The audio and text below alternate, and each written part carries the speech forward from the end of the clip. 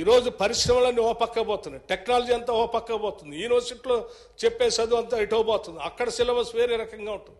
అసలు ఇండస్ట్రీకి మన యూనివర్సిటీకి లింక్ లేకుండా పోయేటువంటి విధానం వల్ల చాలామంది నిరుద్యోగ యువకులు మిగిలిపోతున్నారనే ఆలోచనతో ఒక స్కిల్ యూనివర్సిటీ మొట్టమొదటిసారి ఈ రాష్ట్రంలో పబ్లిక్ ప్రైవేట్ పార్ట్నర్షిప్తో ఒక స్కిల్ యూనివర్సిటీని పెట్టాలని ఆలోచన చేయటమే కాదు, దాని రూపకల్పన కూడా చేసి క్యాబినెట్లో పాస్ చేసి ముందు పోతా ఉన్నాం అధ్యక్ష.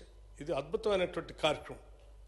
అట్లాగే ఎప్పుడో పెట్టుకున్నటువంటి ఐటీఐలు, ఆ ఐటీఐలు మూతబడిపోయి ఉన్నట్టుగా బూజు పట్టినటువంటిగా ఉంటే వాటిని బూజు దులిపి అడ్వాన్స్డ్ టెక్నాలజీ సెంటర్స్గా వాటిని మార్చాలని ఆలోచనతో టాటా వారితో ఒప్పందం చేసుకొని పెద్ద ఎత్తున ఈ రాష్ట్రంలో ఉన్నటువంటి 63 నుంచి 65 ఐటీఐలు అన్నింటినీ కూడా